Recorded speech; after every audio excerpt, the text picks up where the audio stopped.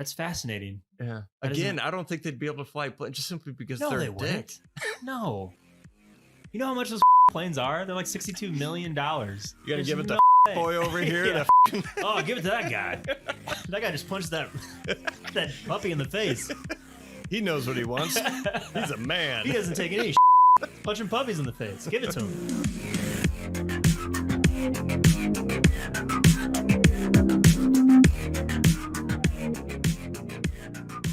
Welcome to A Cast with No Name.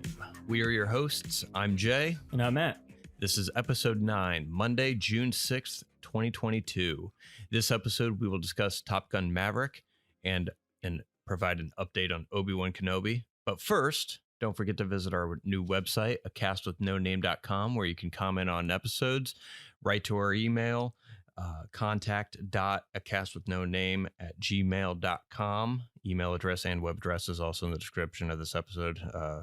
No purchase necessary. Yes, please interact. Yeah, interact. You can leave a comment. Other people can reply to your comments. You do not need to put in your email to comment on the episode, so that way, no creepiness. If you prefer to be private somewhat, then email us and give us a nickname that you want us to call you, or It'd be cooler if you gave us a nickname to call you. yeah, like Chubby Checker or something. I mean, something fun. But yeah, whatever.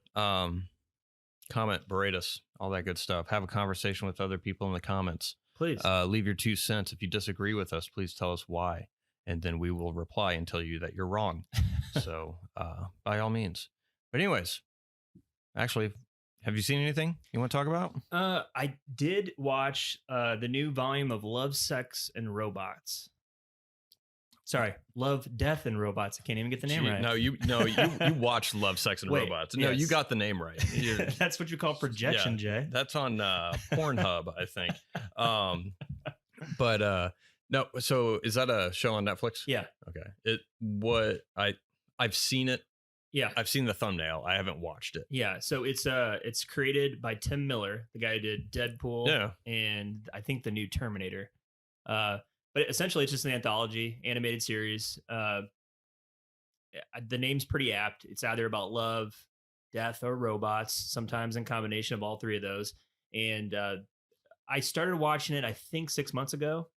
One of my buddies mentioned that, hey, you have to just check this out and see if you like it. And I ran through the first volume like in a couple days. The last volume was okay, and this third one was pretty good. Okay. I enjoyed it. Are each episode's different stories then? Yes. Okay. So is it like cautionary tales, like sci-fi? Kind of. It's mainly the realm of sci-fi. Okay. And they're different directors, different writers. Each is told from a different point of view. Different animation styles throughout. Oh, that's cool. Yeah, it's very entertaining. I like the fact that they're only like 14 or 15 minutes an episode, so you go through them pretty quick. They're shorts. So the writing has to be very concise and tight, and you have to convey ideas pretty quickly. Sometimes episodes get a little.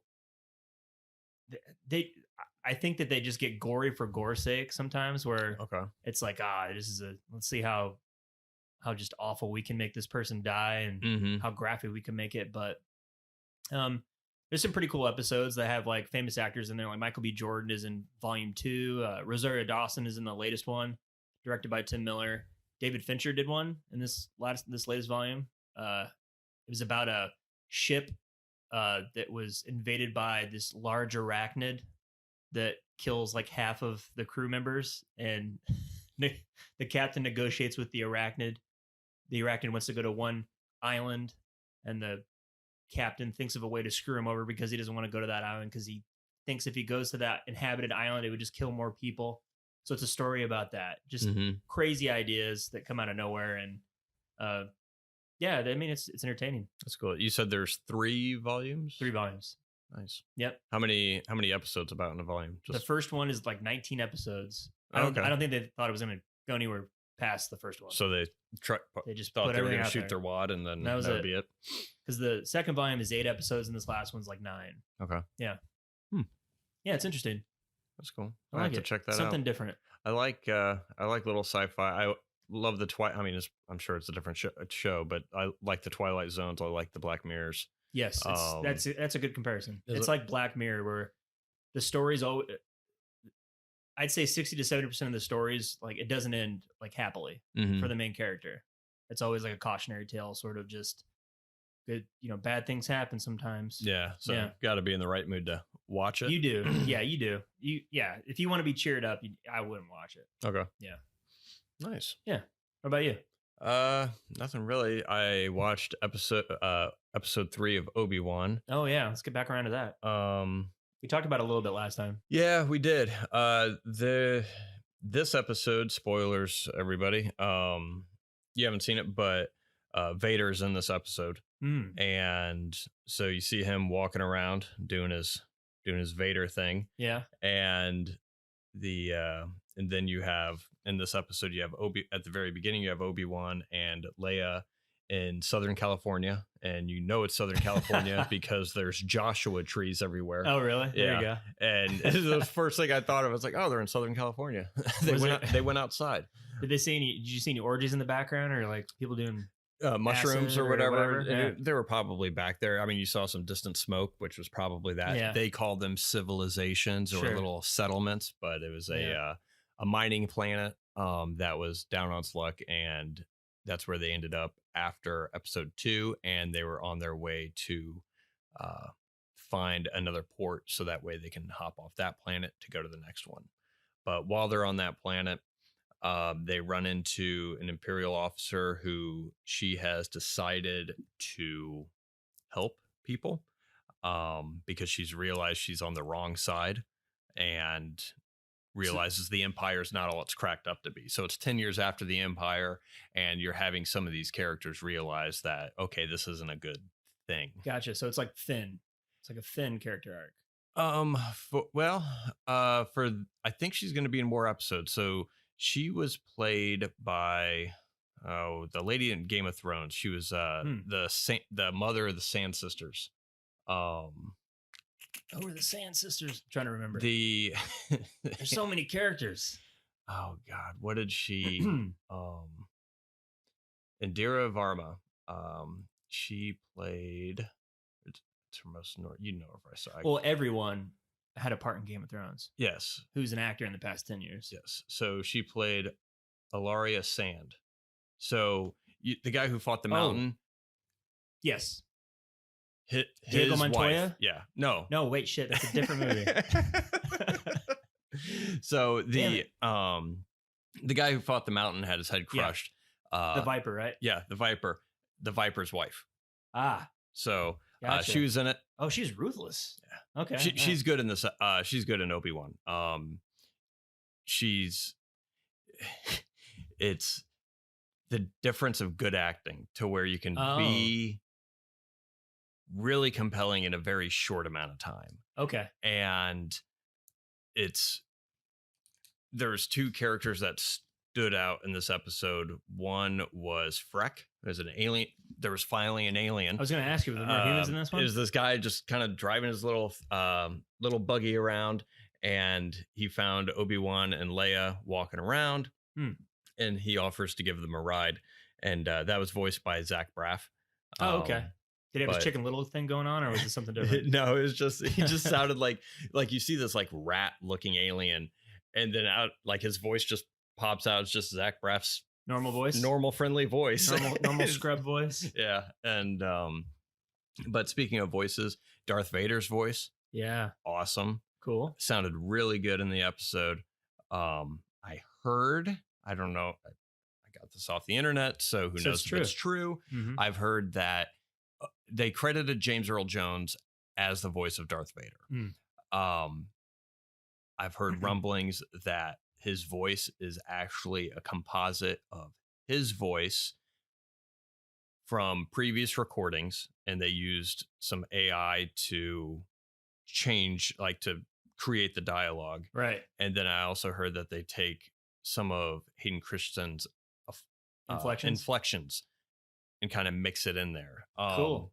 So kind of like a movie we're going to talk about here in this episode with Val Kilmer. Yeah. There you go. And if that is true, they do a really good job. I think Darth Vader sounded more like Darth Vader in this episode than he did in Rogue One. Rogue One, I felt like you could kind of tell it's a little bit like he was just older. Yes. But the voice of Vader was really strong. Oh, other thoughts. Oh, not a lot happening. Okay. It's just people walking. People walking. People walking and talking. Going from port to port. I mean, it doesn't feel like. How's the dialogue? I heard it's not so much. I heard the acting is subpar, but it's not the actor's fault. It's more just the dialogue. It's kind of subpar. It's the dialogue is Star Wars dialogue. Star Wars dialogue has never been awesome. Sure. There was a good moment in there when Obi-Wan and Leia were riding on the back of Freck's barge, and stormtroopers came onto the back, and they were posing as other people, but Obi-Wan and Leia had a brief conversation about Leia's mother. That was a nice part. There was a part where Leia asked Obi-Wan what the Force felt like, and he's like, have you ever been afraid of the dark? And she's like, yeah. He's like, how do you feel when you turn on the light? Oh, okay. And so, I mean, that was a nice metaphor. So there were some bits and pieces this dialogue is Star Wars dialogue. I think the biggest gripe I have is I feel like there's no story. It's more of, here's things that are happening because they need to happen. And it doesn't feel organic. It just feels like, oh, now we're going to go over here and this is going to happen. Oh, now we're going to go over here and this is going to happen. It doesn't feel like anyone's making a decision. It feels like, oh, we're surrendering ourselves to the plot, or we're at the mercy of the plot. So it's just filling time. It feels like it. Yeah. That sucks. And so it doesn't feel like there's much of a story there. It just feels like an outline of events happening pretty much. Is it still centered on Leia like you thought? No. A little. I mean, Leia's with Obi-Wan, so and Obi-Wan is supposed to be the star of the show. It focused on Reva a little bit. Reva, the Inquisitor, and they're in their little. They have a meeting room or a planet, a base or something. And then in this episode, they're just like climbing on top, like they're playing political games to try and seek favor in front of Vader. I was going to say favor from who? Vader? Yeah, so it felt like corporate crap. Brown nosing? Yeah, like brown nosing, like, oh, well, Vader will be pleased. Vader is pleased. I already told him. And it just feels like they're a bunch of toddlers trying to meet their way to the middle or something. Yeah. Way to the middle. But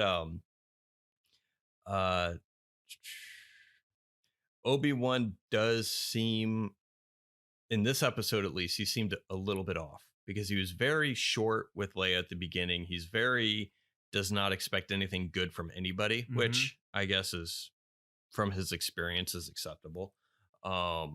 He always expects the worst out of people. I think hopefully some of that changes as the show progresses. I don't know if they're making more. You got 3 episodes left, Jay. You think they can do it? I think it's just a mini series, but I think it is. I think it's limited. And if they're not making any more episodes, they better wrap it up because we're halfway through. And I haven't seen really any progression from anybody, except there's a small thing from Reva. They were trying to get to a port, and Reva comes across this little hideout, and she sees the Jedi insignia on the wall because it was signed by all these other people that have helped out whatever cause of whatever underground railroad that they were like sneaking people in and out. And there was a Jedi name written up there that Obi-Wan saw, and he's like, oh, so-and-so is here, and what's he doing? And the lady was like, oh, he's helping as he can when he can. And but then Reva sees the Jedi insignia when she's in the hideout because she's chasing after Obi-Wan or Leia, and you could see like the way she just looked at it was kind of like that look of regret, like right, remembering back to who she was. So okay, my theory of her being redeemed at the end, I feel, I mean, it's coming around to that's that. going in line. Right. So we'll see how that goes. Gotcha. You're really making me want to see this. It's Obi-Wan and Vader meet up, and they fight a little bit. Obi-Wan gets his ass handed to him more or less. But I guess some people aren't too happy about that because episode 4, he says, last time we saw each other, you were the you feel like it's been a long time since they saw each other. Yeah. And which, I mean, I guess another 7, I mean, what was Luke was 17 something, 18 probably. Yeah. In A New Hope. So it'll be 7 years from now. So I guess about half time, but this is the first time they saw each other after 10 years. And when you see Vader land on the planet, Obi-Wan's hiding and he's looking out, and Vader's walking through. He's like snapping necks of children a little bit, which was kind of nice. Wait, Jay. Just to see Vader as that kind of a person, but he didn't feel as scary to me as what he did in Rogue One. Oh, yeah. That seems pretty epic. I wasn't a fan of that movie, but that scene. Oh, yeah.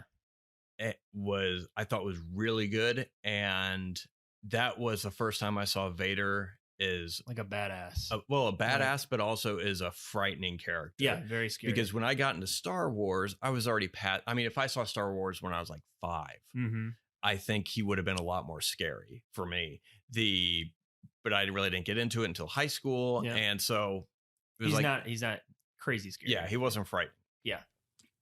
But in Rogue One, that was the first time that I saw that character. I was like, oh, that I would shit myself if I was one of those rebel fighters. He's going around snapping kids' necks, cutting them in half, bathing in their blood. Jay loves it. But he's walking down the street and he's killing people, trying to draw Obi-Wan out. So or to inflict an emotional reaction so he could sense him. Just figure out where he's at. To draw him out. All right. Yeah, and they did that, and then they eventually meet, and they fight.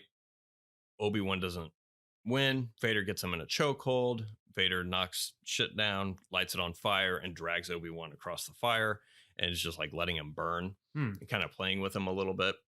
The choreography of the lightsaber fight wasn't that good, but if Obi-Wan is rusty, of course, it's not. I mean, I didn't expect them to do flips and shit. I was hoping it wasn't going to be the Yoda versus they were just going to start Dooku, Dooku fight. Yeah. No, just all the Yoda's flips like around. A freaking squirrel, looking like Sonic the Hedgehog with a lightsaber. Yeah, they but I mean, they met. Looking back on it, it would be nice. I think it would have probably played better if they never met or fought, but they turned it into a kind of a horror series or like a hunt to where Vader is close to Obi-Wan or finally within the vicinity. And you maintain that level of intimidation that you saw in Rogue One to where he's doing force speeds as Vader. Maybe that would set a precedent of how come Vader isn't moving super fast in episodes 4, 5, and 6. Gotcha. But I think it would have been a little bit more intriguing and a little bit more suspenseful if from that point, because that's the first time Obi-Wan saw Vader. Before that, he was having visions of Anakin still in his robe. And he had a small vision of him earlier in the episode, just kind of standing there, like looking at Obi-Wan, and it kind of freaked him out a little bit. But if you saw him as Vader and saw him what he was doing, I think at that moment, if they turned it into a runaway, like that's the main goal. Okay, we need to get the fuck out of here, right, and move, and then that would be the remaining things of just Obi-Wan trying to get Leia to safety and trying to get away from the situation, knowing that he's not a match for him right now. Gotcha. And you would still have that the hunt of Vader like always on his tail, and that would be the suspense to where you could have close calls, but they never actually meet. And I think it would build up that meeting in episode 4 and make that more meaningful. Gotcha. Because Obi-Wan already knows what he looks like and knows what he's capable of, and being able to see the raw power that Vader would have. And you could still show Vader as a badass, but just as a very scary person, to where Obi-Wan, then that instills in him, okay, I need to get my shit together. I need to get back with the Force, and I need to start learning some things, because Luke's not going to have a chance in hell, because because of what Obi-Wan had seen is just so much greater than what he ever expected. That he remembered. And I think that probably would have played for a little bit better show. But again, only 3 episodes in. Maybe it'll get better, but it's not. It's not there yet. It's not there yet, and it better get there quick, because you got 3 episodes. Got 3 episodes, so get it moving. I feel like they're taking their time doing something for some reason. If they're planning on doing more seasons, then I guess that makes sense why they're moving so slow. But I don't know. I think it's a limited series. So yeah, I think it is too. Well, what was the whole thing about the race thing? We had talked about this. Yeah, butt sniffs can't come up with actual logical reasons for disliking something, so they immediately flood. I think that people were flooding Moses Ingram's, who plays Reva, her DMs on whatever social media, either Twitter or whatever. They've been sending her threats, just vile shit, racist crap, and demeaning her because they don't like her character. And then I guess whoever, it's probably 5 people in a basement, probably review bombing the show. Okay. And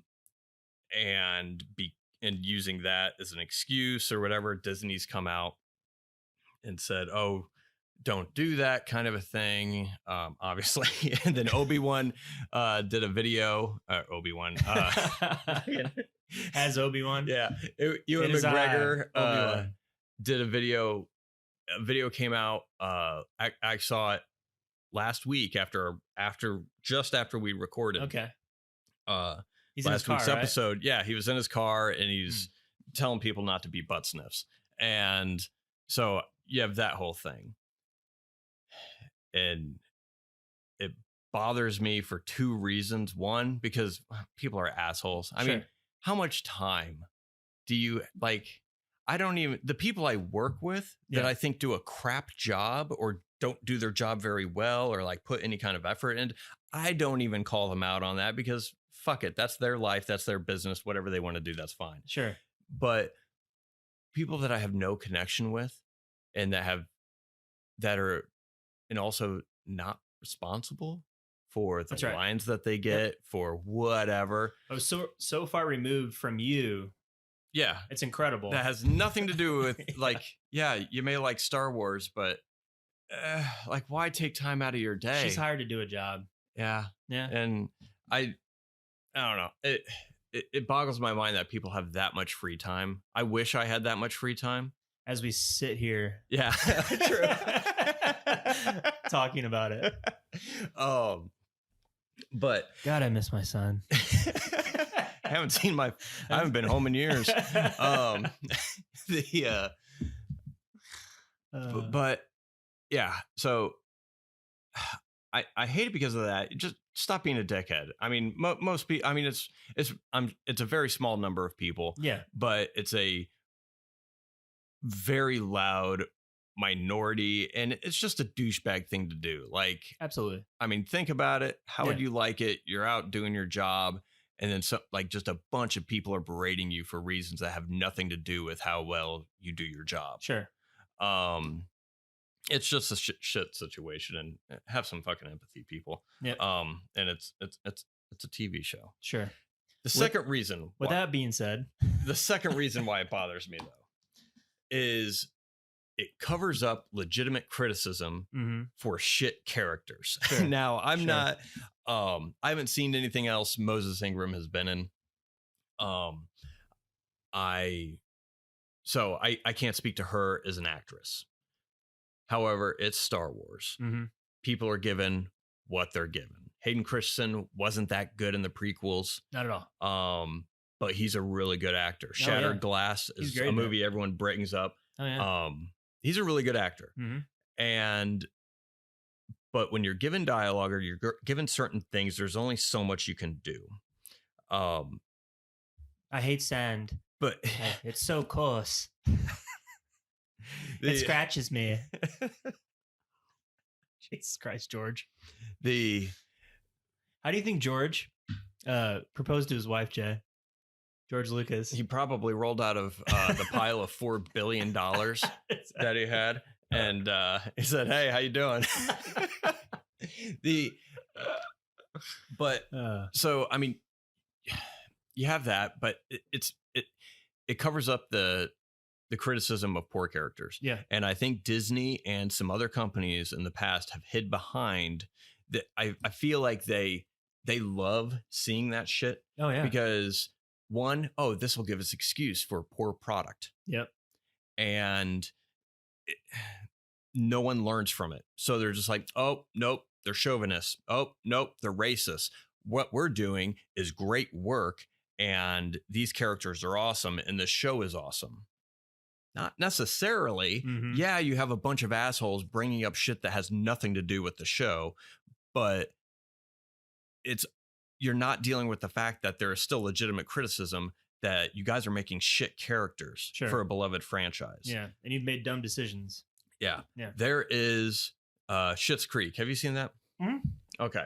Yeah. So that show, it's very good. Yeah. It's funny.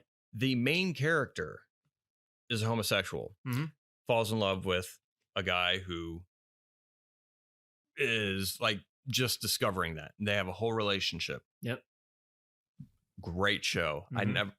I'm sure it's happened. Let me know in the comments if you're aware of any discriminatory comments made towards the creators of that show. But I don't remember anyone review bombing that show because of a homosexual relationship on whatever. So, and the reason, it's not the reason, but the characters were also good. I remember Eugene Levy and Captain O'Hare. No, his son. That created the show. I can't remember. Somebody Levy. His David. I always want to call him David. Anyways, Levy. David and his eyebrows Levy. Yeah, eyebrows.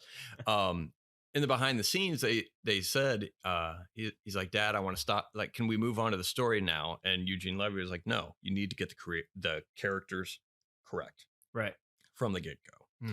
And there was they said they spent weeks and weeks on just characters, on who these characters were. And that shows in the show, because most TV shows, you have one season that's kind of like they're still playing with the characters. They're still playing with the narrative structure to where they're still trying to figure things out.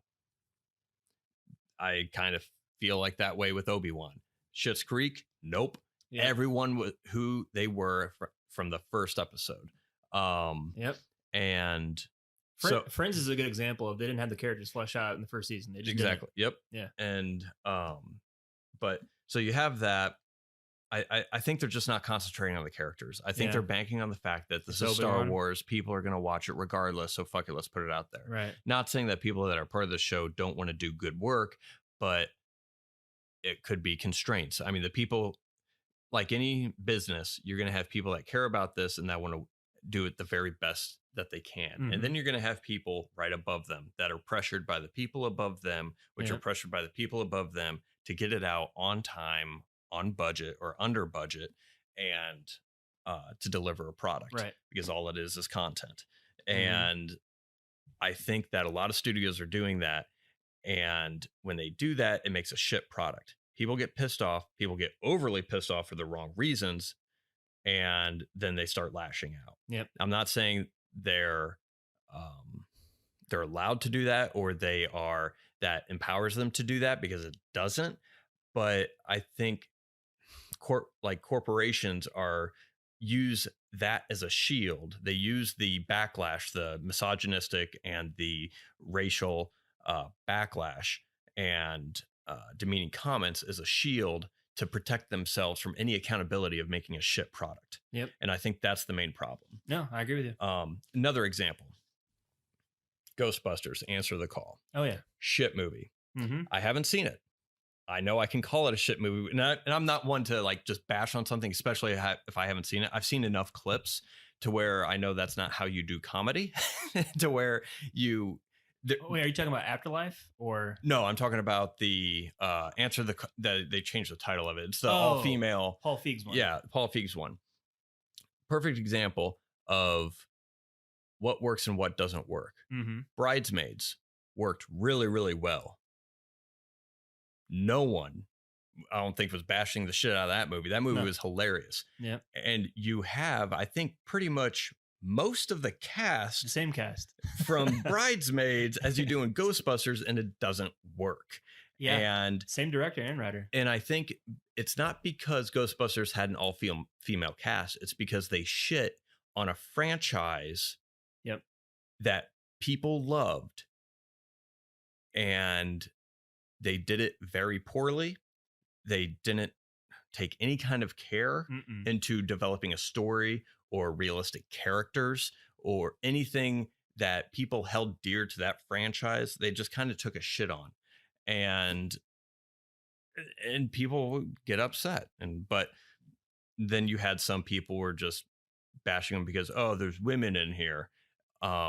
But there's also legitimate criticism to where it's not a good movie. It's not a good story. But then the studio will say, well, it's just it's still a good movie, guys. A lot of people are enjoying this. It's just these weirdos over here. And I'm like, yeah, those weirdos over there exist, but you still made a shit movie. Like, you got to admit that. Oh yeah, absolutely. And that's why people still watch Bridesmaids, and they had to change the title of Ghostbusters. Exactly. That's right. But I'm with you.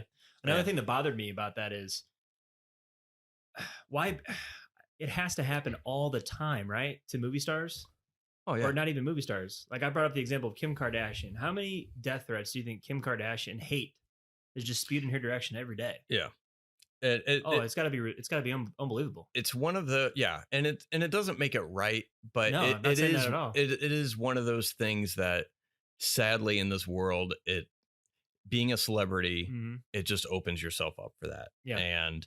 And it sucks.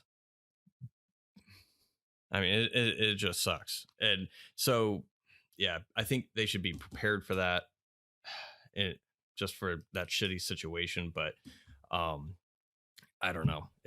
Honestly, anymore, I'm surprised anybody wants to be a part of Star Wars. I don't know what every trilogy, it ruins at least one person's career. Or it typecasts them just into that specific role. It's a vicious fan base sometimes. Oh yeah. Oh god. Yeah. And I mean, because when you have a group of people that just really love something, it's very tough to do. Oh yeah. And again, it doesn't give people the right to do that. It's just, I agree. But it sucks. They make so much money that it's hard for me to feel completely sad for them. It's so much money, especially the creators themselves, not necessarily the actors. I'm sure they get paid pretty well, but yeah, just putting it out there because the fan base is going to see it. Yeah. So yeah, how much effort do we have to put into this, really? And that's the thing, and I think that's the crux of the whole matter, is to where I think it's gotten to the point they're releasing stuff too quickly, and they're worried. Put it out there. I've been a part of projects to where they want to rush things out to the market. Yeah. And it's not like, it gets to a point, even when working on those projects, you're like, the fuck's the point of fighting something? Yeah. Like, so, I mean, I feel for some of these creators that probably, and I'm projecting, I'm also assuming that this happens. Yeah. But at a certain point, I feel like some of the creative minds behind these properties are probably just like, oh, fuck it. They want it out by that time. Fine. Whatever. I'll go through the motions and we can put it out there. The rest is history. So, but also at the same time, then the people that take the blows, they're not necessarily the writers, or, I mean, it's the actors in a random role that, for a character that probably didn't get thought out properly enough, or wasn't well written enough, or comes off in a bad light immediately, or whatever. So it just sucks that the actors take the brunt of that. And you never know who's actually responsible, because it could be the dude that's buried in the credits somewhere that is probably the dickhead that's Yes. like poking everybody to keep them moving. Yeah, and I think a majority of people are with us, Jay. Obviously, all that shit is on the fringes here. Yeah. I just don't like you just don't like it because, you're a racist or you're a misogynist. It's like, no, I'm going to criticize things on the same bar as anything else. But the sad thing is I'm afraid it's going to silence people because people will watch something, and even if they're not, I don't consider myself a critic at all, but there will be things that I watch that I like. I mean, if I get lost in a story, I'll just like any kind of critical mind that I have just immediately goes out the window, and I just enjoy the show. Sure. Yeah. If sometimes I'll watch something and I'm like, I didn't like that. And I won't know why at first, but if I watch it again, I can start picking things apart to where, oh, that's probably why I didn't like it. That's probably why I didn't like it. Yeah. Other people, there's rules in filmmaking that have been put in place for decades that people follow to get people to like something that they're showing. Moving heroes on screen from left to right. Following the 180-degree rule, which is when you set up your camera and you're filming things, you stay on one side typically of the action. Just some of these basic filmmaking rules, like key points of editing, matching action, stuff like that, to where when you don't follow those rules, subconsciously, you may not like it. You might not know why, especially if someone who has never studied film or like really took a deep dive into visual media, they may not know the reason why. They'll just say, I don't like it. Mm-hmm. But there's an underlying reason. Even though if people can't articulate that, they need to be able to feel free to say, well, I don't like that character. Right. Or I don't like that story. I don't like that show. And putting up a barrier saying, well, all right, well, you have to like this character, or you have to like this story. You have to like this movie, because if you don't, then you're a racist or a misogynist. You're a bad person. But you can't do that. I've heard some people say, well, you can't judge the show yet because it's not finished. No, bullshit. Yeah. You can judge it immediately. Sure. It's a free world out there. Right. Like if you watch one episode of a show and you don't like it, you don't have to watch it again.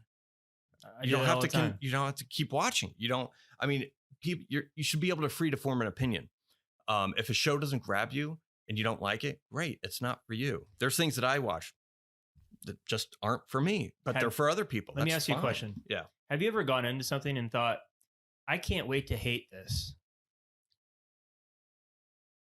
Has it ever happened? No. Because I don't want to spend money or my time on something that I hate. Masochists like to, but right. I mean, there's nothing worse than spending time on something and not liking it. Mm-hmm. Nobody wants to hate something. Yeah. Especially fans of something. But I think when companies or other critics or anybody else starts saying, well, you can't hate this or you can't disagree with this because now you're labeled this person, or fear of being labeled that person, that kills any kind of growth for art. Especially and it takes away the free agency of the viewer to be able to like or dislike something based on something that they may not be aware of. I mean, that's why there are movies that just all of a sudden blow up and are huge hits. Yep. Because they appeal to the masses for a variety of reasons. And then that's why some movies don't. It's what makes horse races. There's opinions. And dictating as far as dictating content, what should be liked for whatever reason that sucks. Right. Like, well, you better like this. Well, I don't. God, does that mean I'm a bad person? Exactly. Like, no, it just means it's a shit fucking story. Right. Or it didn't speak to you, or the characters weren't good, or the camera work sucked. The editing was off. It could any number of things. And back to your point though, it's Star Wars too. So this is a high bar you're trying to climb here. So you got to bring it. It was a high bar. That's what I mean. When it was special. Jay, I'm saying that the bar is still there. It should have been lowered years ago, but for some reason, it's still the world record high jump for whatever reason. Yeah. But I think with existing IP like Star Wars and stuff like that, and this will be the last thing I say to it, and we can. Sure. Do you have something else you want to? No. existing IPs, it's tricky. God, you're such a racist, I know, Jay. God, I can't believe I'm sitting across from you listening to you diatribe. Jesus. Hate white people. I know, me too. Especially you, Jay. Oh, God. You're the whitest of them all. Pale skin. The thing with IP and loved IP is that it's very tough to follow up a story with something that a lot of people love. It can be done, and it can be done really, really well, which I think will lead us into Top Gun, which I wouldn't say the first Top Gun is on the same bar or same level of fandom as not even close. No, Star Wars or Star Trek or whatever, the Marvel universe or anything like that. Yep. Jurassic Park or whatever. Yeah, Jurassic Park, all that. But I think there's some things that you can do that will set you up for success later. As far as when telling continuation stories or anything like that. Yeah. So building off the existing mythos. Yeah. So that's a good segue. Yeah. Want to talk about Top Gun? Yes. Maverick. Ugh. Hold on. Let me. Yeah, you go ahead. You ramble off the credits. The sweet credits. Top Gun, Maverick. It's a hard colon. Directed by Joseph Kosinski, came out 2 weeks ago, 2022. Yep, it did. After more than 30 years of service as one of the Navy's top aviators, Pete Mitchell is where he belongs, pushing the envelope as a courageous test pilot and dodging the advancement in rank that would ground him. Written by Jim Cash, based on characters created by Jack Epps Jr., based on characters created by and Peter Craig. I think Aaron Kruger. Oh, God, there's a whole bit. Aaron Kruger. It's Christopher McQuarrie. Christopher McQuarrie, Eric Warren Singer also. So a lot of writers. A lot of writers there. Well, two of them were Story. Yeah, Story, and then the other two were legacy characters. So, Top Gun Maverick. What do you think? It was my favorite movie so far this year. Yep. Oh yeah. I think I would probably have to agree with that. It's pretty damn good, Jay. Yeah. The only regret I have is I wish I saw it in IMAX. Yeah, I should have saw it in IMAX, man. Should have. We fucked up good royally. Yep. See, this is what I like. I actually enjoyed this movie a lot, so I like talking about movies. You go first. I feel like I was talking a lot in the last. No, segment. That's all right. No big deal. God, where do I start with this? I do want to say the whole time that they were doing the whole mission, and then they got to the actual mission. I wanted Maverick to say to Rooster, use the Force, Rooster. Yeah, the lead up to that when he described the mission and he's like, "We got to go down this trench," and I'm like, immediately I went back to A New Hope and and we have a 3 meter, and I'm like, it's the same fucking size target, and it's an exhaust port. Yes, and I was like, the only thing they changed, they added two. You had to hit it twice. Yeah, hit it twice. Kind of thing. Yeah. And then he does it blind. And at the end of the movie, he does it. I was like, fuck. Now, even though they stole the main mission from A New Hope, is a hell of a lot more interesting than The Force Awakens. They did the exact same thing. So this is the third time we've seen this movie. Yes. More or less, or this climactic scene, more or less. Yep. This was probably the best. Easily. The best execution of Easily. That. Easily. Yeah. That would go on to just the action scenes. I mean, unreal. Yeah. Some of the stunts, I was like, I can't believe they fucking did that. The cockpit scenes, I think, is what really sold it the most because, I mean, one, they created a special camera. So I think they put the body of the camera in the plane, like in the engine bay or something like in the cargo area of the plane or somewhere in the plane. And then they ran wires to like the lens and everything else. But you had actors turning the cameras on and off for themselves. Yep. They had to do their own makeup, like as they're sitting in the cockpit. Yeah. But I think what sold it is the real G-forces on the actors, the real inertia, the getting battered back and forth, the weightlessness when they invert the plane. Yep. You see all that to where I was thinking back on Star Wars. I was at work today because I didn't want to work, and you'd never see that in Star Wars. You don't see any G's. It's always nothing. Super stable cockpit scenes. Yeah. But yeah, the plane sequence are just amazing. Oh, it makes all the difference in the world. Obviously, you have the explosions and everything, which was CG.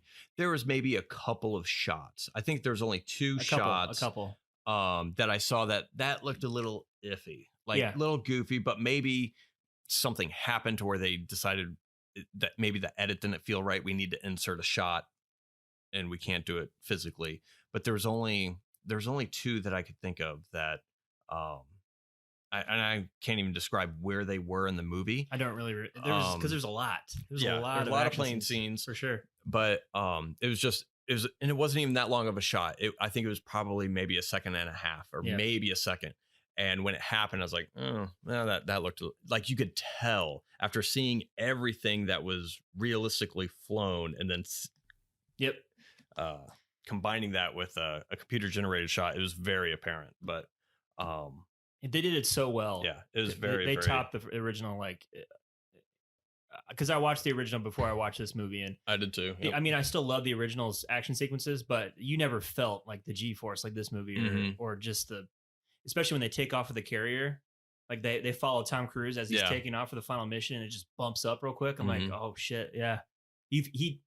Because in the original Top Gun, you felt like he was in control of the fighter jet, like no matter what, like he was never at the mercy of the fighter jet. This one, you feel like, oh, you got to know your shit. Bro. You're fucked. Yeah, you're riding in this thing. You're not exactly. You're not really. You have to know what you're doing, or else you're fucked. You know? Yeah, they really. Oh man, I just was very impressed with that. Yeah, I think this is one of the few sequels that are better than the original. Yeah, I agree. And I think that here's why I would say that. They improved on the acting. The script's better. The story arcs are better. The action's obviously better. And paying homage to the original. They had little beats in there where they paid homage multiple times. And they could have fucked it up so easily, and they never did. Like there wasn't one moment where I was like, ooh, like I thought that they were going to make the beach scene cringe. They didn't. Yeah. Not at all. And they kept it in there. They didn't, because, all right, other studios, if they were going to, which ones? Disney, probably Sony, but other studios, when they remake or when they do a sequel, there's a tendency today to shit on the original thing that people loved so they could prop up the new young cast. Yeah. Star Wars. It's a good example. So I'd agree with you. And this handles it perfectly because they're not shitting on Pete Mitchell. Nope.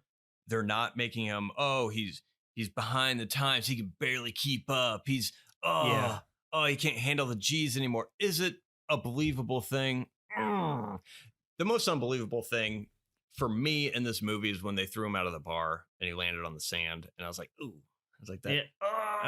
My hip hurts. That's gonna hurt him tomorrow.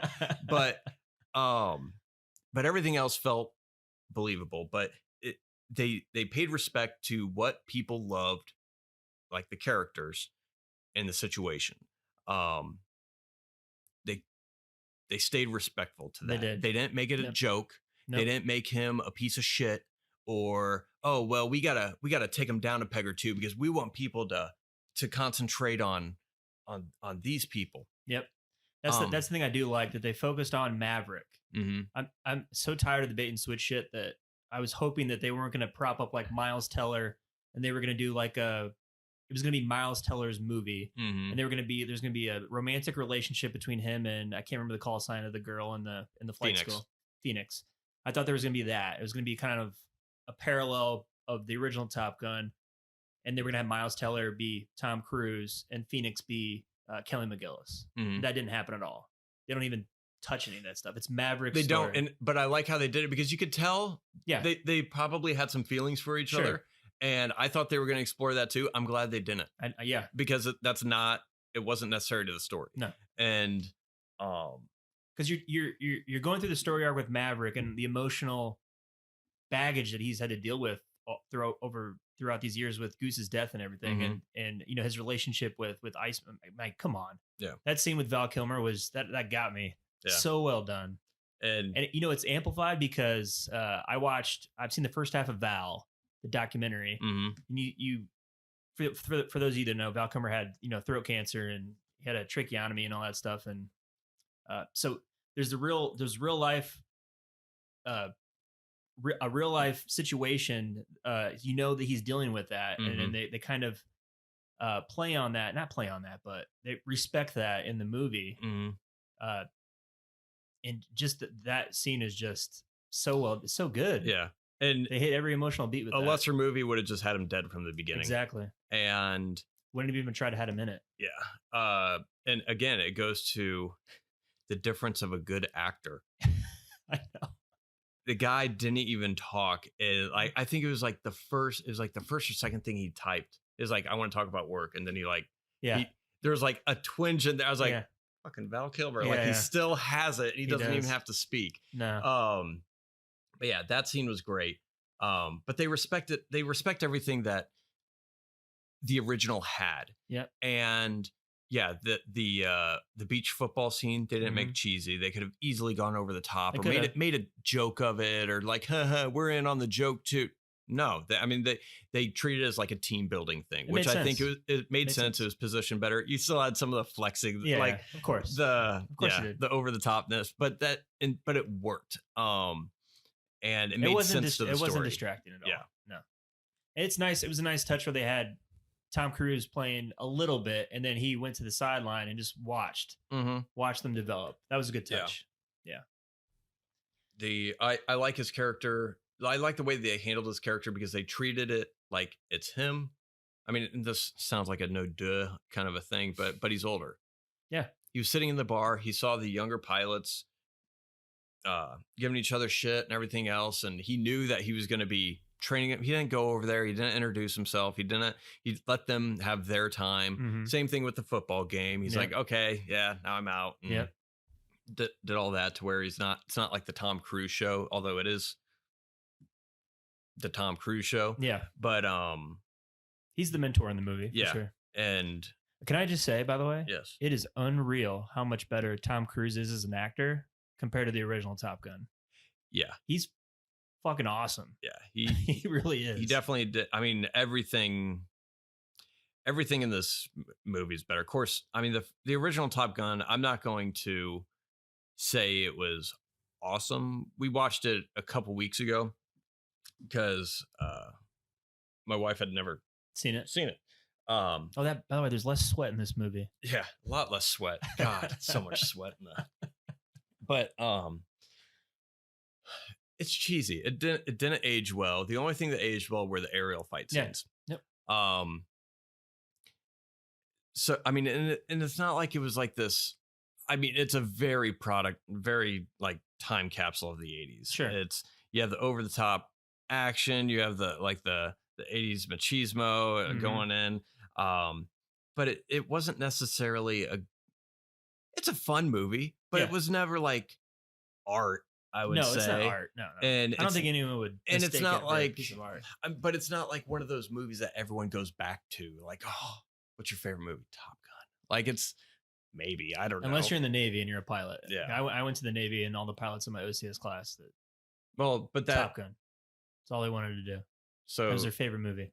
They all had bomber jackets. All had Kawasaki. So after you guys watched Das Boot, yes, and U-571, Lightly Sweating, yes, that's right. You watched Top Gun on the sub.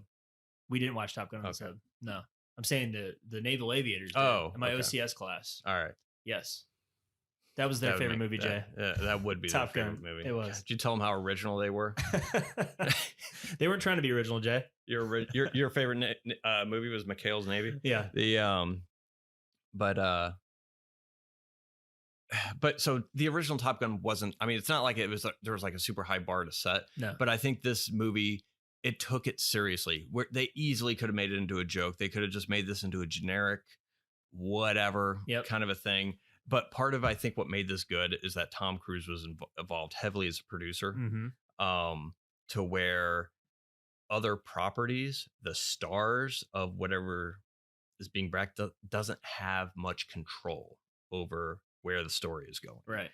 And I think when you have people that you bring back for a franchise or for a sequel that were heavily involved in the original and you pay respect to them, this is what it looks like. Yeah. And you get a better result. You get a better movie. I mean, it's this is how you subvert expectations, is this movie. Rian Johnson should be taking notes on this. Yep. Because this is the exact same movie as Top Gun. You have the same beats. It's the same thing. Go to the bar. Oh, he has a misunderstanding at the bar, kind of a humorous scene. Oh, he's the instructor. Oh, now we're going to take things from, you have a wreck. You have, which spoilers, by the way, but I mean, you have a plane wreck. You think, oh shit, they died. And you knew the movie, you knew the original movie, but they played off those expectations to keep you guessing, to where, oh, they didn't die. They survived. There they are. They're fine. They were just in the hospital overnight. They, you have, the scene where you're going back to Top Gun. Yeah. It's the same. It's Ed Harris playing the bald captain from the original. It's the same scene. Yeah. Mr. Strickland. Yeah. And, but I mean, you have the same beats, but they change it and they play on that expectation to where, and your knowledge of the original movie. And I think, obviously, you need to watch the original movie before you watch this.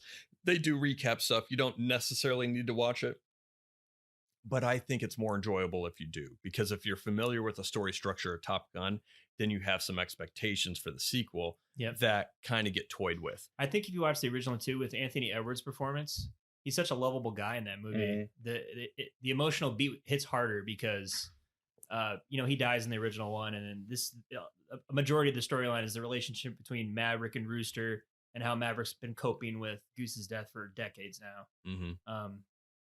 And I think that's highlighted, or it gets elevated, because Anthony Edwards is just so likable in that movie. He is, and it helps you.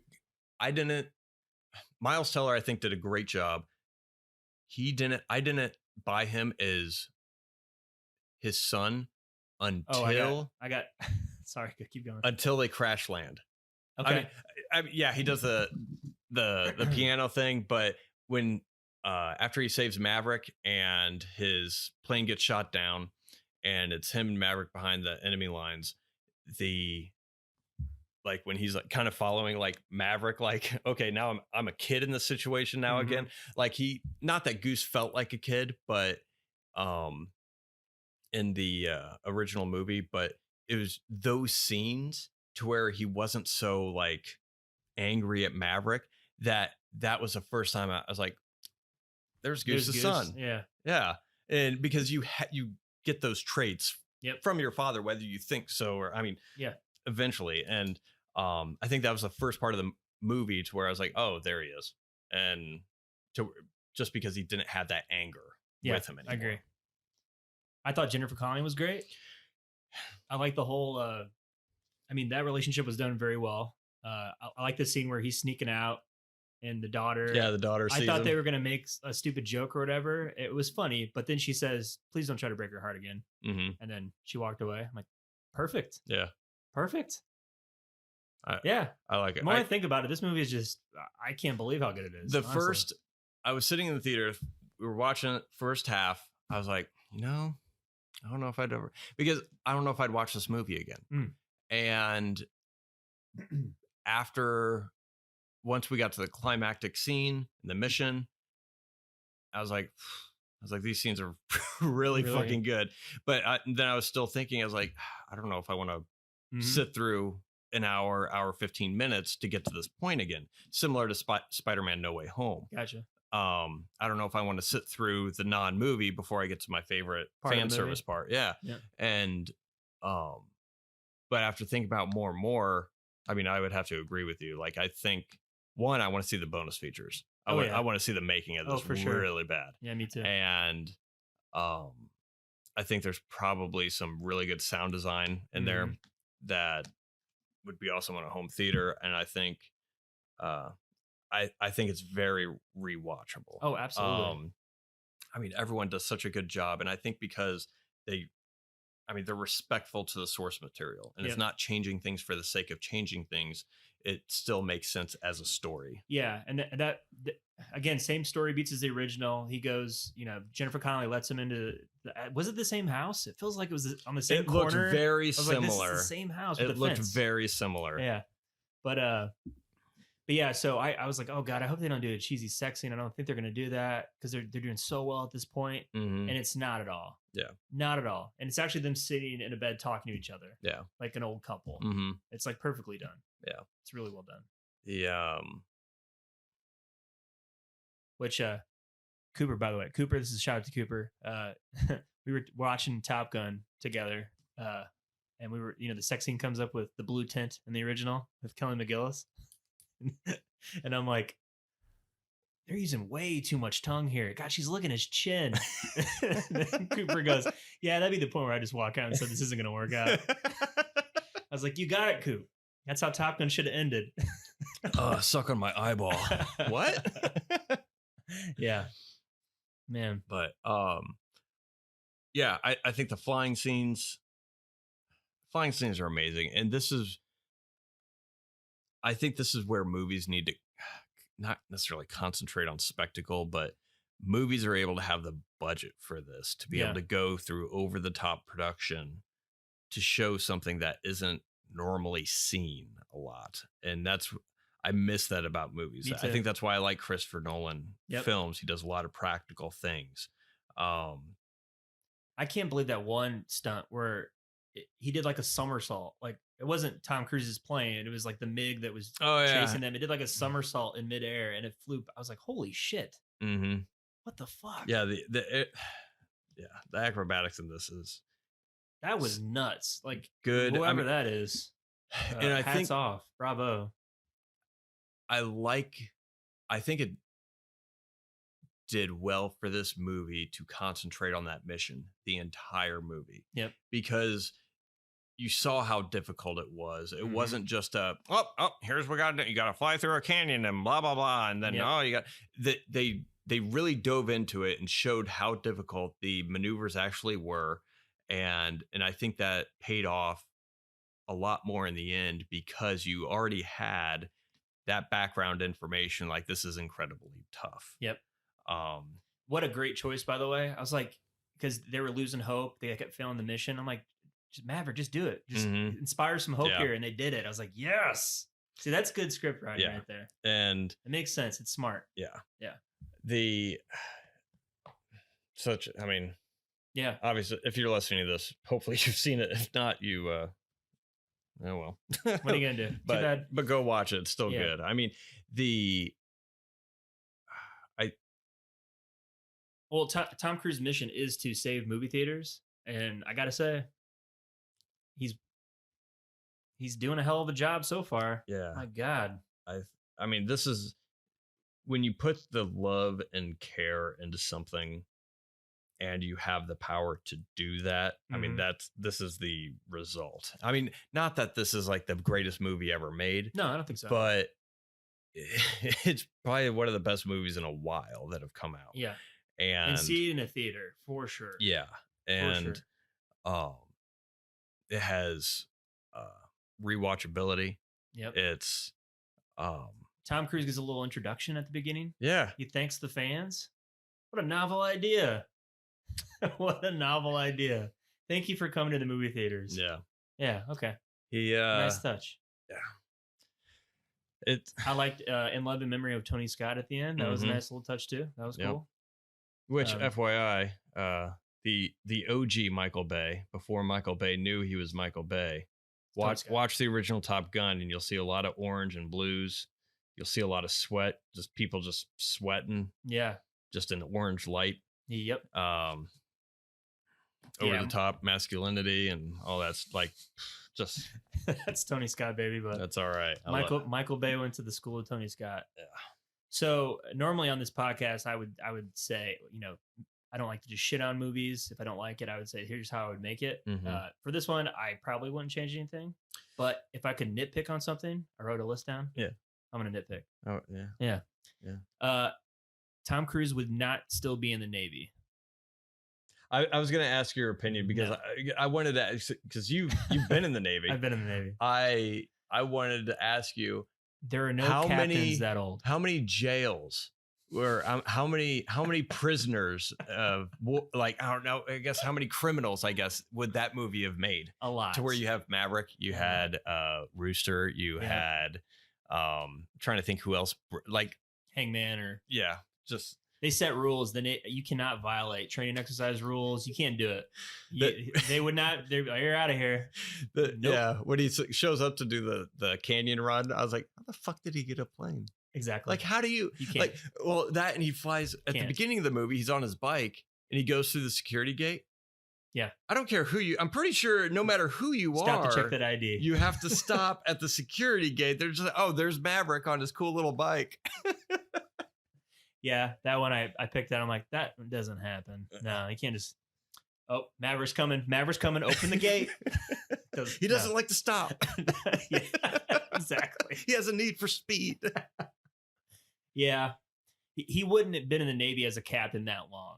They force retire you out if you don't keep being promoted. They just let you out. You're not going to be a 59-year-old captain in the Navy. It's not going to happen. And Miles Teller's too young. He's like 8 or 9 years old in the movie, Top Gun, the original one. He's probably like 5 or 6. All right, well, add 36 years. So he's supposed to be a 42-year-old guy? Yeah. Nah. Yeah, they messed up a little bit on that. Yeah, it's forgivable. Yeah. It's a nitpick. He'd at least be a lieutenant commander by now, and he was a lieutenant. So, and I wanted more Ed Harris. I wish that Ed Harris and John Hamm switched roles. Because I just love Ed Harris more. Mm-hmm. John Hamm was fine. I'm not shitting on John Hamm. No, I love Ed Harris. He's more of like I feel like Ed Harris would be the supervisor of Tom Cruise and not John Hamm. Mm-hmm. It makes more sense to me that Ed Harris would do that. I don't think the character of Hangman would be allowed to fly. You know why they call him Hangman? Because he just leaves you hanging. Yeah. Like, I was like, why is he on that team? Exactly. Like, I wouldn't pick him just because, like, the first day of school, like, oh, yeah, no, I never hang, but yeah, you're fucking gone. Exactly. Like, if you can't rely on the person next to you, I swear you'd get dismissed or discharged or something. Like, you wouldn't be able to fly. They wouldn't let you fly a plane. No. I was like, that's his nickname because he leaves people hanging? Yeah. No. And you're bragging about that? I'm a dick. Fuck you. I'm going to look out for number 1, flying planes, stroking peens. Yeah. Oh, I did think they overused and again, very nitpicky. I can get over it. The is Maverick dead trope. So they did the first test run scene, the very opening, like, is he dead? Mm-hmm. And then saving Rooster with flares. Is he dead? And then getting saved by Hank before they got, they were going to get shot down by the enemy MiG. Hangman comes and saves them. So it was like that moment of, are they going to die? Just kept going. Are they dead? But yeah, that's it. Those are all my negatives. I would say my nitpickies.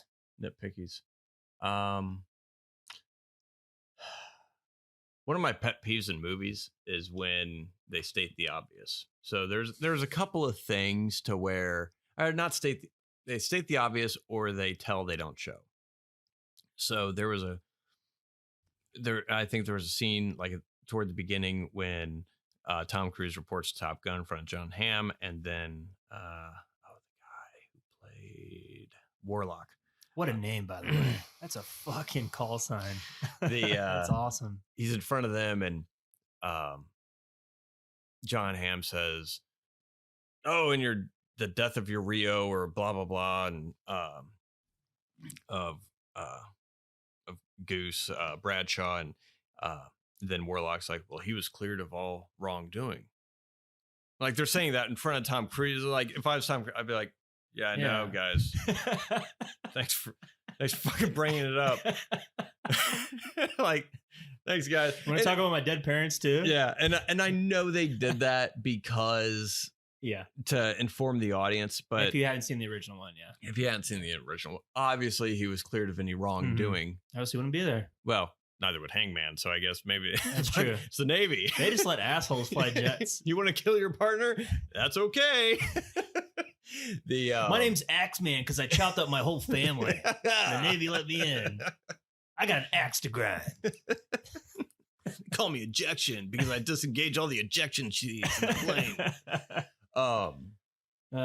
But so there was a couple of parts like that to where they were just, it was just not uncomfortable, but it was just awkward dialogue of stating things that happened in the previous movie just for the sole purpose of educating anybody in the audience that didn't know what was going on. Right.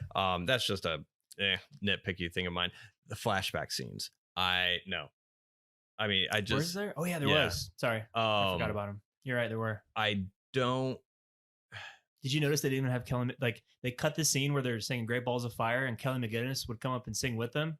Right before her face shows up, they just cut.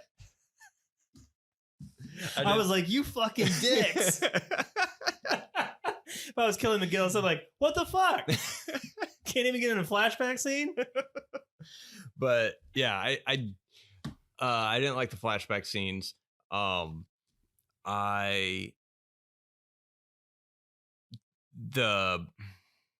What's her name? Jennifer Connelly. Penny. There was. I think it worked. I think I read somewhere that it's alluding to a character that he dated. Yeah, the admiral's daughter, and that's supposed to be her. Mm-hmm. That's fine. I'm glad they didn't explicitly come out and say that's the admiral's daughter. Right. Well, they didn't do a flashback of that. Yeah. Their relationship, though, I think it worked well, but at times it felt like it was a different movie than what they were doing. But overall, I think it worked. I was expecting, kind of disappointed, but I thought it was just going to be an all-out dogfight at the end. Oh yeah, like after they hit their target and they went up, they dodged the SAMs, and the two bandits started going after them. I thought that once they hopped in I thought afterwards, before Maverick was shot down, or when Maverick was shot down, that John Hamm would go ham on everybody, and he would just well played, to where Maverick's down. I thought they were going to do a fuck it, send everybody, and then it was just going to be a massive dogfight to try and gain territory really quick. But that wouldn't make sense. I mean, I think the way it went, went well, but I was still waiting. Then they hopped in the old F-14 and they were flying. I was like, there's going to be a whole slew, like everyone's going to come back. And I thought they were going to do that. They didn't. Still fine. At the end, I knew they were going to get saved.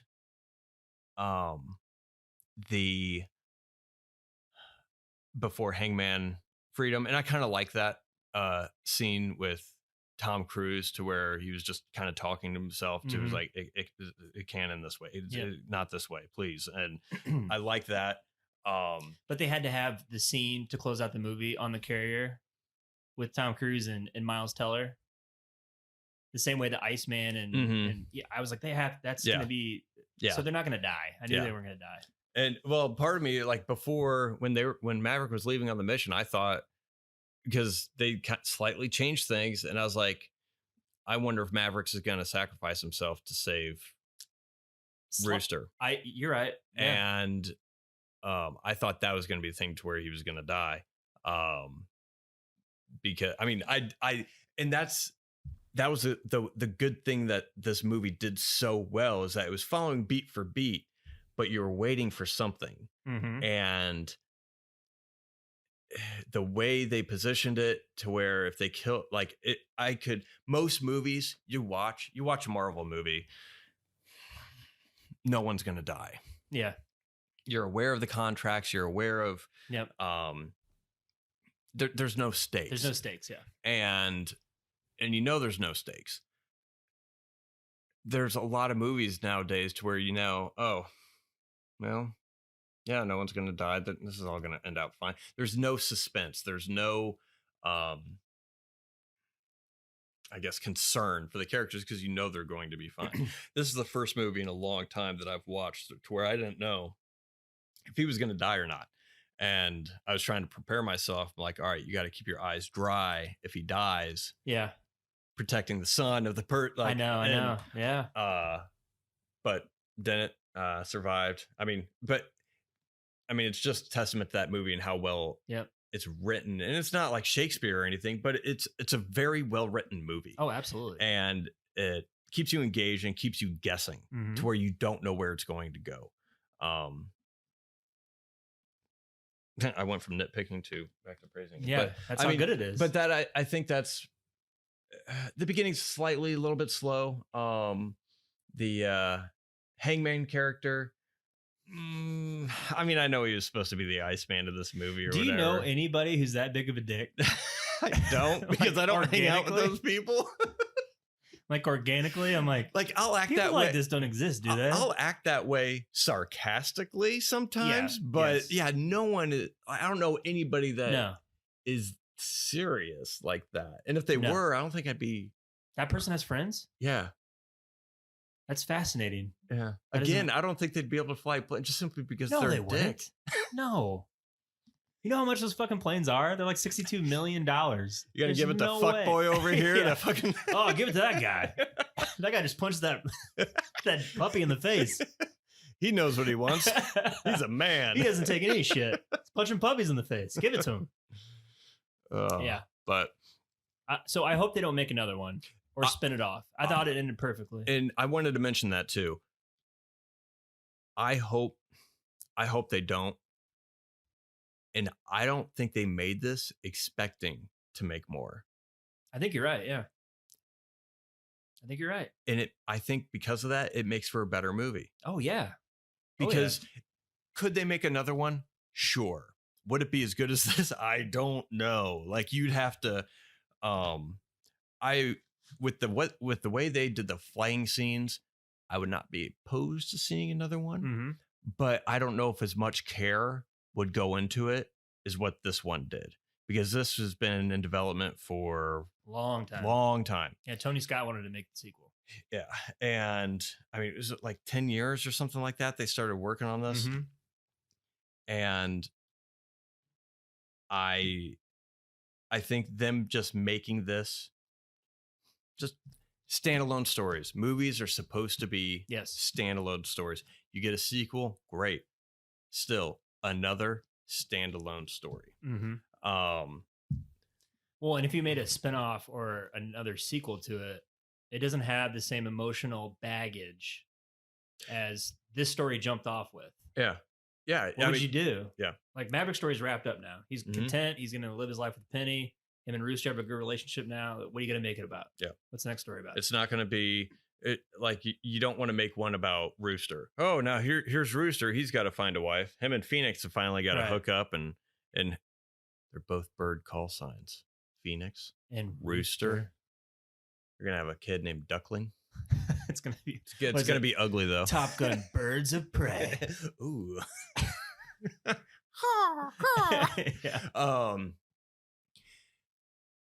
Yeah. So I hope they don't spin it off. It's perfect. It ended perfectly. Yeah.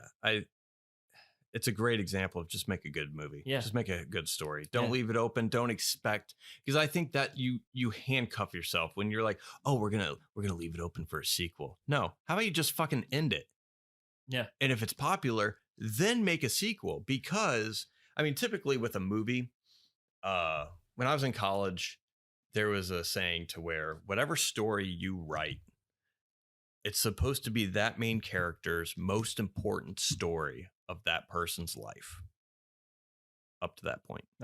I like that. So that's a good basis to make a story. Yeah. So you can't go any further in Mavericks. Unless I guess he has a kid of his own. No, obviously, but it's not going to be. He'll be dead. He'll be 90. Yeah. By the time he hits Top Gun. But that's the thing. So that. God damn it, JC. Stop it. Now that's what they're going to do. But he's going to have a goddamn kid. But that's why you can construct movies to where it's a standalone story. This is the most important story of this character's life. And then if it does well, great. Then you can make it another sequel. And that's why you always have to up it, is because what's more important than what happened previously? Well, you have to go either a different direction or do some kind of thing like that. But yeah, I hope they don't. I think this is a good. Would a sequel make money? Absolutely. Sure. But if the story's not there, it's not going to be as successful. I say that knowing full well the Star Wars or the Transformers universe exists. I think they're making another one. God damn it.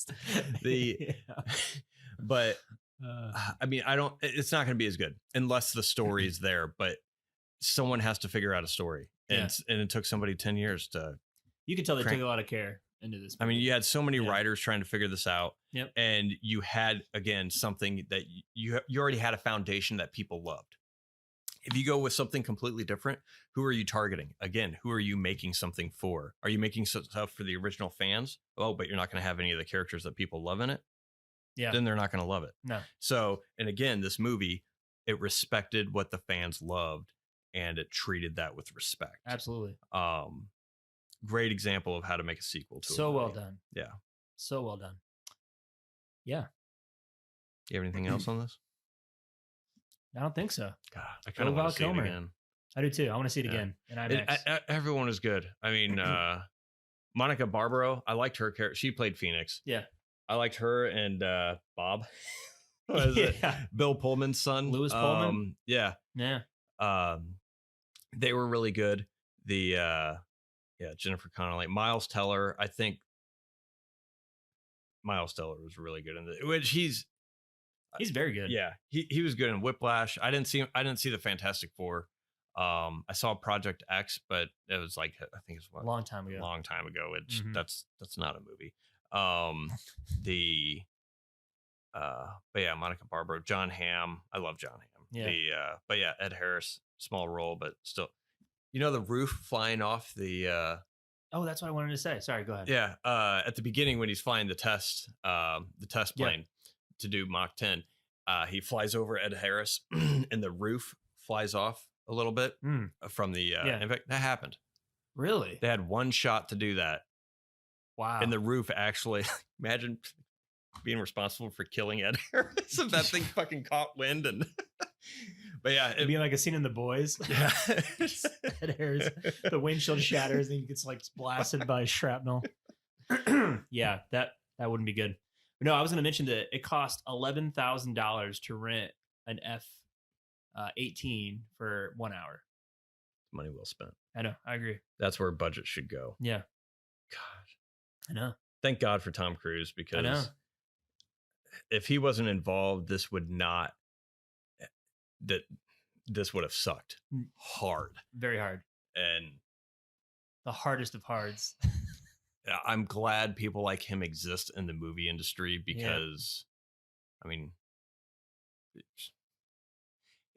it'd be very wonderful, boring. It's a great, wonderful movie going experience. That's why I like going to the movies. Yeah. This is the most enjoyment I've had in the movie theater in a long time. It's awesome. It's a happy ending. Yeah. It's uplifting. Oh, and guess what? There's no, I mean,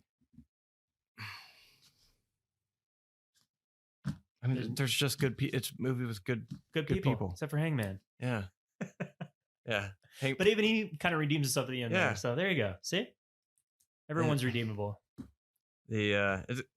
Uplifting story, happy ending. I mean, and no one's the asshole. Like John Hamm's supposed to be, he's just doing his job. He's doing his job. He's reasonable. And he's not a hard, like he's not like, I fucking hate people. And you saw the concern. Like one of his best line delivery, I think, in this movie is when he told him to launch. Yeah. When he said commence the attack or whatever. Yep. He said in one line, you had I felt the weight on his shoulders of like just the responsibility that he has to answer to, because he realizes that, okay, I'm probably sending these people to die. Yep. And there's no turning back now. Yeah. And he doesn't he doesn't revel in it, and he's also not a heartless asshole. I mean, it's just good all around characters. Yeah. So A+. Yes. My favorite movie so far this year. It's gonna be tough to top it. I think it's cinematography is just so awesome it too. Is. Like it's just it's crisp. Yeah, so crisp. It's nice. Looks so good. It does. They use the same animation for the mission as Star Wars. I know. Like the little thing going in the.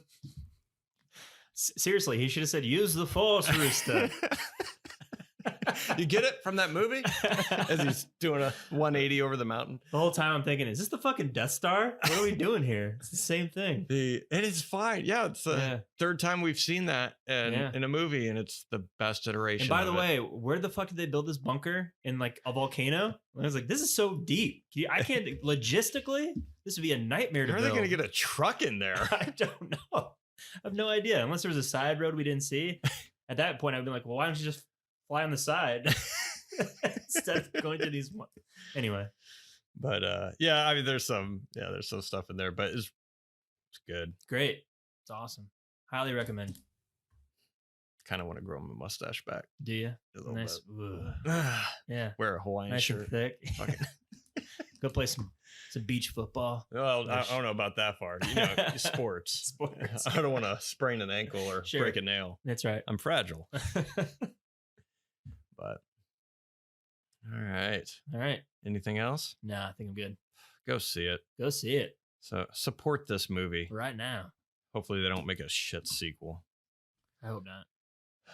No spinoff, please. Top Gun: Limp Dicks.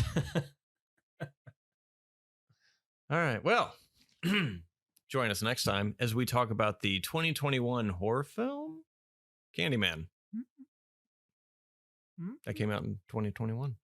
It sure did. Also, comment on our episode. Do you agree with our take on Top Gun? Do you agree with my take on Obi-Wan? Do you agree with anything?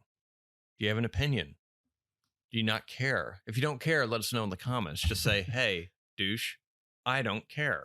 And if you're in Council Bluffs, please comment. Yes. Oh my God. The hell's going on there? So, but again, go to our website, castwithnoname.com, or email us at contact.acastwithnoname.com. Email is also found on our website and also at the bottom of the episode. Send us any questions you may have, any movies you want us to review, but let us know. Let us know. But we will talk to you, or you will hear from us next week when we talk about Candyman.